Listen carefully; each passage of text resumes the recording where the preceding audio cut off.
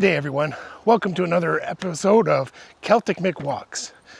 Today, I'm going to talk to you about my history of my experience, my own personal experiences between going to Pakistan and India. A lot of people ask me about that. Before I went to both countries, we were always told, don't go to Pakistan, beware of India.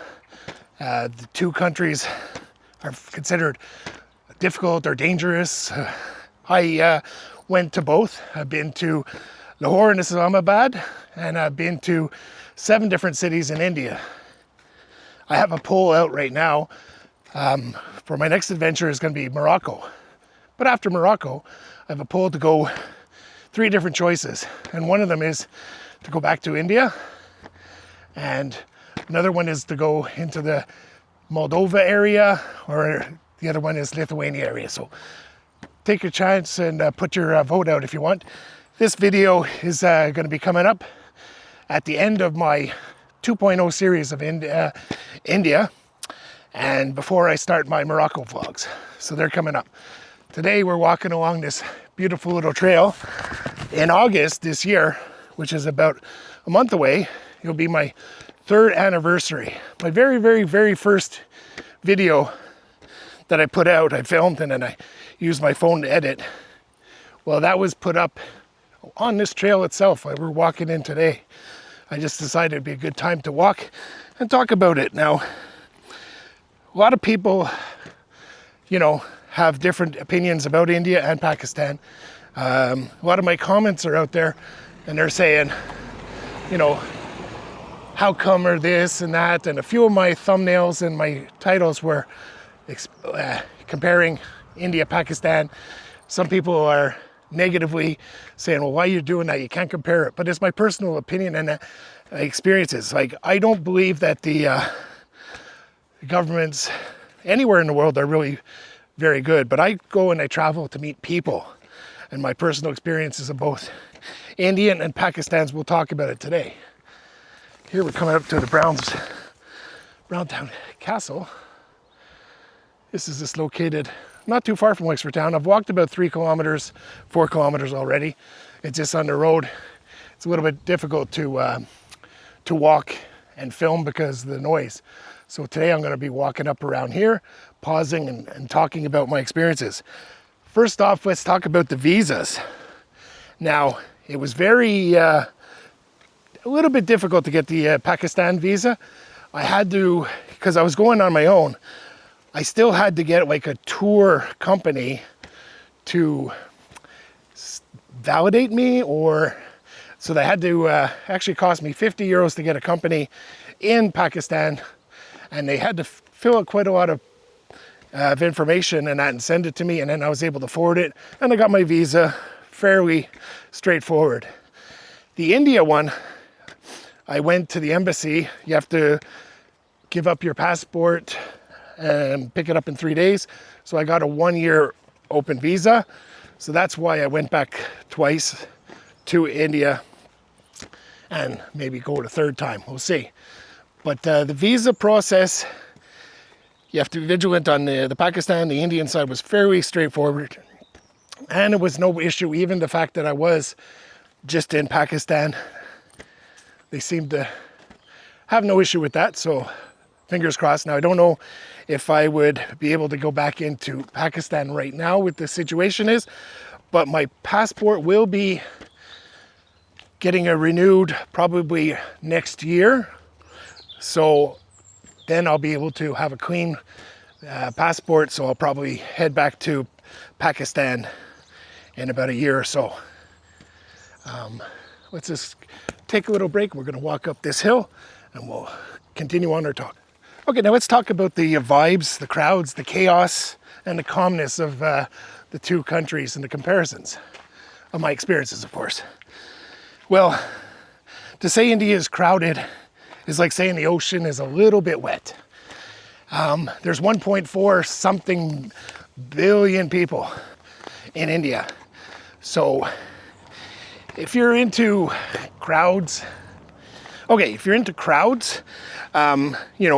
and you want to have the hustle and bustle India is the place to go, especially if you're talking about cities like Mumbai and Bengaluru.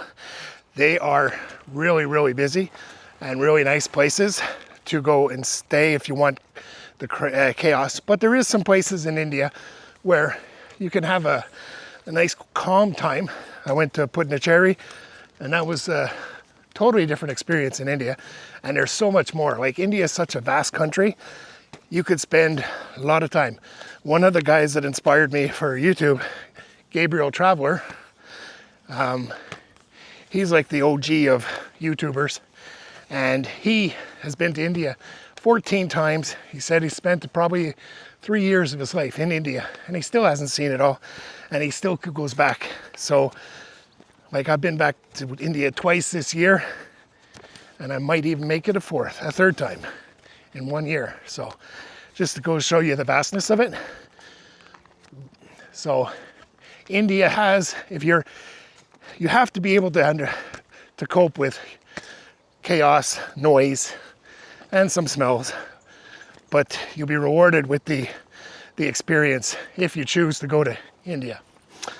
Now, crossing over to Pakistan, see, Pakistan has like 1/6 of the population of India, so you tend to go to like tourist spots, and it wouldn't be as crowded as India. So it's a little calmer. The poverty is really bad in Pakistan. It's bad in India too, but you know, their economy is really struggling, whereas India is on the upscale. Now, the euro to rupee, when I was just checking it before filming, the Pakistani rupee is 333 rupees to a euro. Great value for money. It's hard to actually spend money there.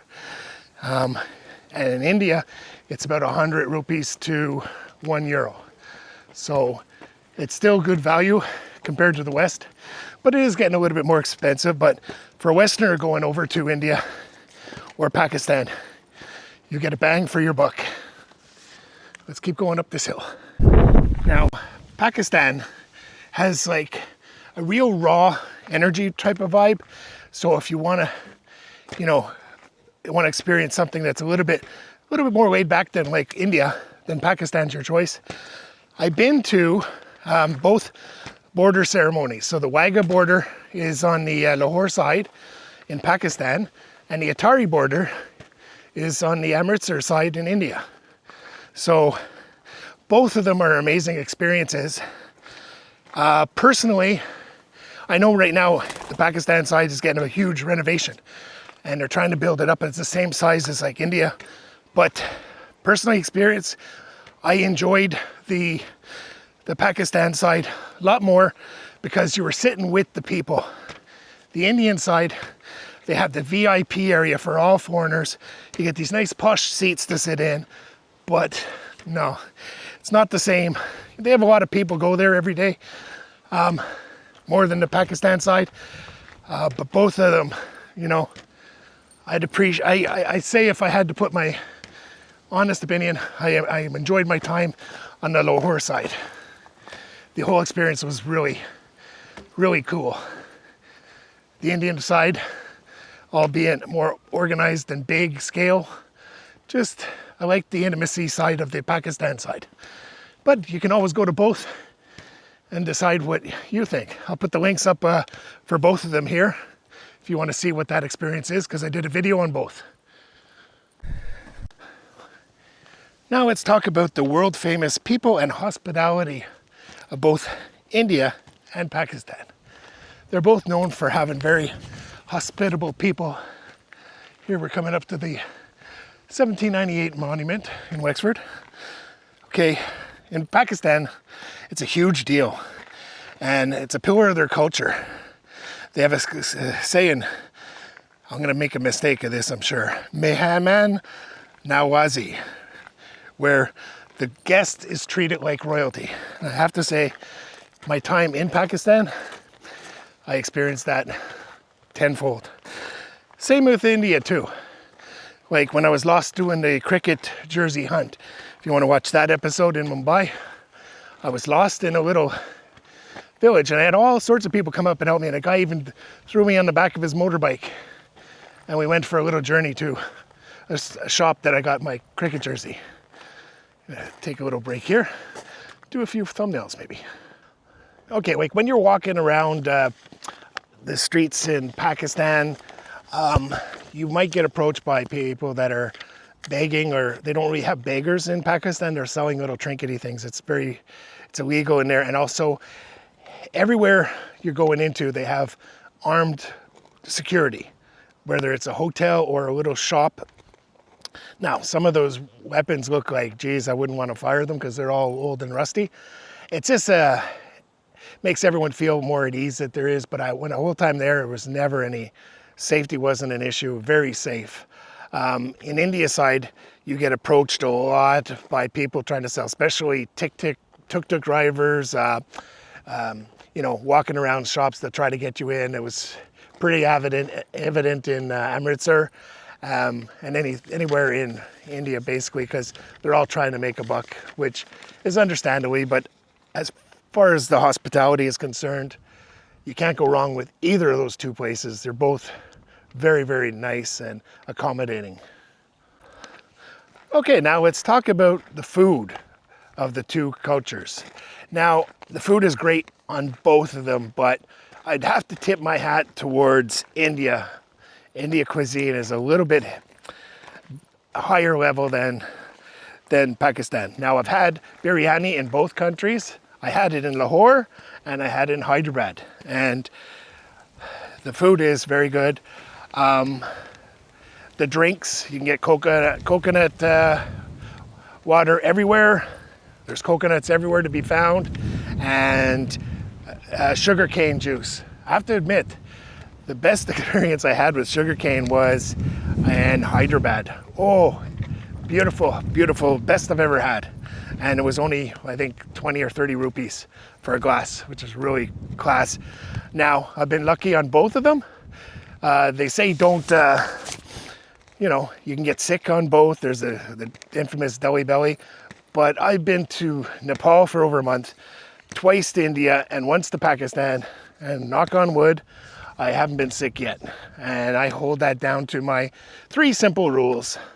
Avoid local water, avoid ice, and then watch the food, and also watch for stuff that might have been washed in the water, like salads and stuff. And also, don't be afraid to sample the street food.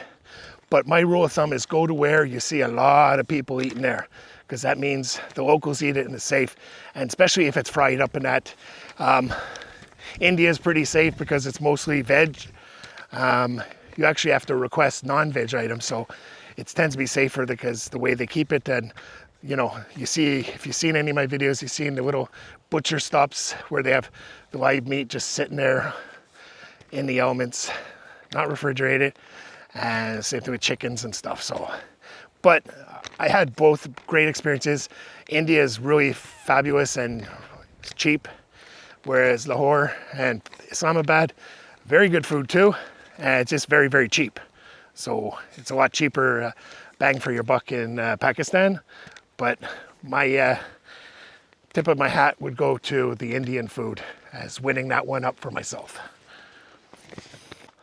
Okay, now let's talk about safety and scams and staying alert while you're traveling to these countries, both India and Pakistan.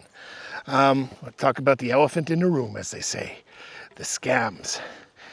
I have to say, I got sort of done in one in Jaipur with the tuk-tuk ride that I spent me around, but is it a scam? I don't know. It's more like he was trying to make a buck going to these places where he gets commissions, but in the whole, I got to see a lot of places for what I considered was relatively cheap fare. I didn't get sucked into buying some of the stuff that he was there, although I did buy the bracelets, and I got taken with that because when I was in Hyderabad, I saw the same type of bracelets for way cheaper than that. So you can run that up. But I found that on the streets, there was less trying to overcharge you with the tuk-tuks and that in Pakistan compared to India. India, they always try to, especially if they see you're a foreigner, they'll have the little increase in price. So as a foreigner, when I'm there traveling around, you always have the good old Uber app. Highly recommend that.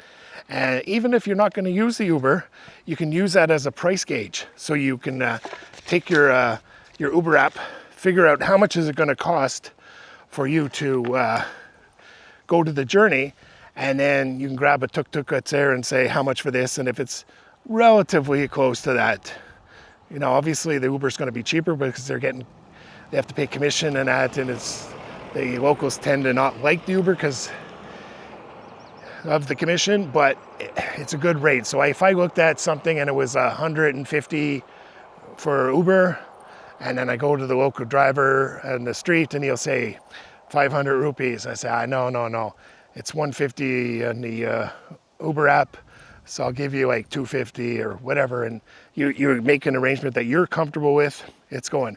I have to say that when I was in Pakistan, no, they have also Careem. It's an app that you can use. I didn't think they had Uber there, but they had Careem, which is a good app. But you can also flag it on the streets and that. And I never really was overcharged once for an Uber or a taxi or that in Pakistan. So it's very safe that way. And then as far as India, you can protect yourself by using the app, you know, to be safe. Traveling around India, you know, you have to always make sure that your belongings are protected. You don't want to be succumb to pickpocketers. So I have the little, you can see on my chest and most of my vlogs, I have my pack that I keep across, and in there I'll have my phone, my passport, my money, and everything else, so that, you know, everything's safe. And you have a backpack on, make sure you keep it, a lot of times if you can put it towards the front of yourself, if you're traveling with one backpack, do that. Or get ones, I have tiny little locks that I clip onto my zippers, so it makes it hard for someone to get into it. They'd have to actually cut it open and that, and plus you'd feel it if you're going on the way, so don't worry about that. You know, both countries, they're very poor.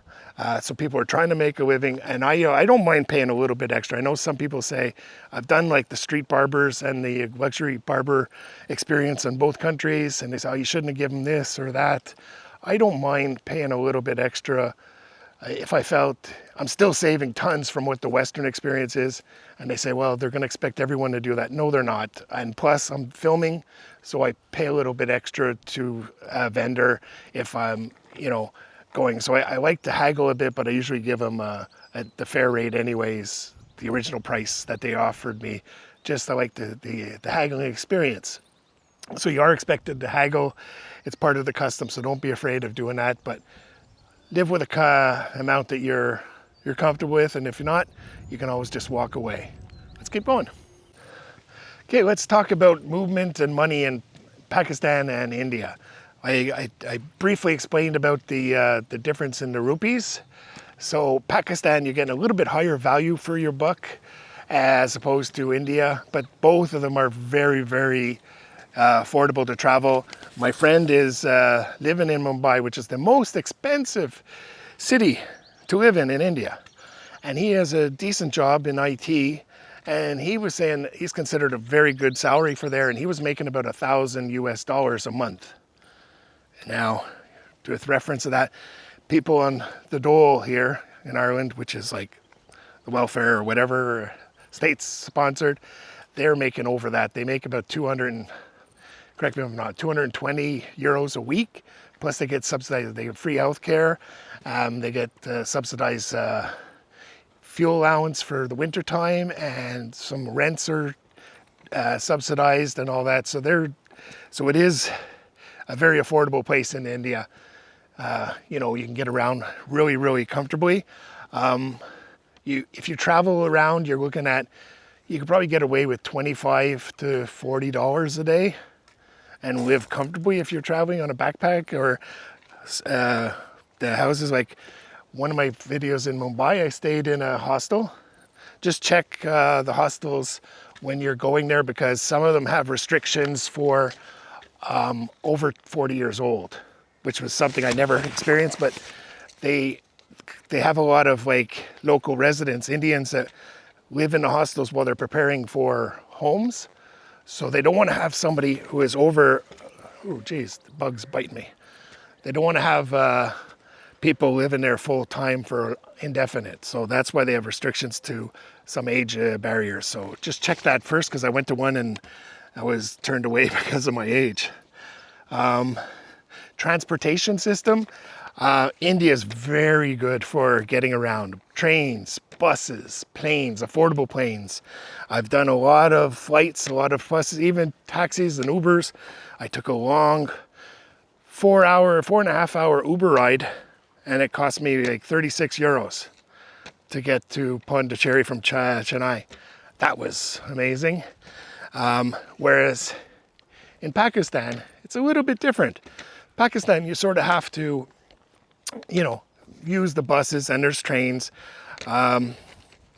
It's just a little bit more raw, so it's more of a wild adventure, I found. But the people are very friendly. Language-wise too, they're both pretty much, you can get away with English there because they're both ex-colonies of Great Britain. So most people can understand a bit of English, but it's always good to get a few words of Urdu or Hindi. Now, the South, I didn't prepare myself for the South. They speak totally different languages. So just look on your Google, see what languages, and it's always nice to learn the hello, goodbye, and how much in the language, and maybe know the numbers, the basic numbers. That would help out your trip, and it's a little bit of sign of respect for when you're traveling. So that usually helps out. So my edge to transportation would go to India. It's a little bit easier to get around the whole country, whereas Pakistan's more of an adventure. But like I said, the languages, they're both pretty much easy going for a Westerner to get around. They do speak English, a lot of them, so you can get by both. They're both also mad. We forgot to mention cricket. The most highly viewed event in Indian and Pakistani culture would be when Pakistan and India face off playing cricket. I went to one cricket match in my life, and that was India playing England in the T20 series in Mumbai. That was an amazing experience. So if you ever get a chance to see a live cricket match, definitely go ahead. Even if you're not really a big cricket fan, it's quite the spectacle. And it was always sold out to go there too. So I will just keep walking up ahead a bit, and we'll get to the conclusion of the video. Okay, now to conclude this little video, my experiences on India, it's not which is best, Pakistan or India. Both governments, I find, could always be better, just like any government in the world, but it's about the people. So it's not what's best for country for the two, because I found them both to be, highly regarded. My favorite places to travel in the world, both of them, India and Pakistan, is what's best for you. If you like the hustle and bustle and you don't mind large crowds, then jump to India. And if you want more of a raw adventure, then I suggest go to Pakistan. But honestly, you should do both, because they're both amazing places. If you like this video, it's just a quick snippet of what, some questions that were brought up during my vlogs that had come up in the comments. So I said, I'll do a comparison video just to give you up. Now, you have the two series that you can watch. I have two Indian series and I have one Pakistan series, so please feel free to do that. If you haven't already, hit the subscribe button and the bell to be notified of the videos. This will be coming up at the end of my India 2.0 series, and then my next video will be on Morocco. I have a whole bunch of 3 different cities I'm going in Morocco, and I have a whole bunch of adventures planned for that. And if you want to hit my community tab, they have a survey for which country you want me to see that I'm going to after Morocco. So hit on there and put your vote. Right now, India's in the lead. So if you want to see one of the other ones, make sure you hit that vote button. I'm going to be releasing my Morocco series. I'm going to scale it down to probably one a week, whereas the last two series, the India series, I was doing 2 per week plus some shorts. I'll be scaling it down to 1 just because I'm running out of annual leave time and I'm still working my regular job. So I haven't been able to make this a full-time gig yet. Now we're getting there. We're over 10,000 subscribers. So thank you very much. We hit that a little while ago. So now we're going up to get a little bit more subscribers, hopefully in Morocco. And I want to do a full-time travel. So, and if you want, you can always be a channel member. That gives you access to the videos earlier and it helps me support my channel. So hopefully I can get, you know, to different adventures because I'm paying for everything myself. I get subsidized a little tiny bit for YouTube, but not enough to pay for anything. It just pays for help my editing stuff and that. So small fries so far, but one day we'll get a lot bigger with the help of you guys out there. For those of you that are new to the channel, you can look at my things. Basically, 3 years ago I had cancer, prostate cancer. I survived that through an operation and that, and then I started walking, and then I started to vlog it, and I thought it would be a good, to, share my experiences as I'm traveling in a budget level. I've done hitchhiking adventures. I've been all over Ireland now and different parts of the world. I've been to 25 countries now, and hopefully many more to come. So stay with me for another adventure with Celtic Mick Walks.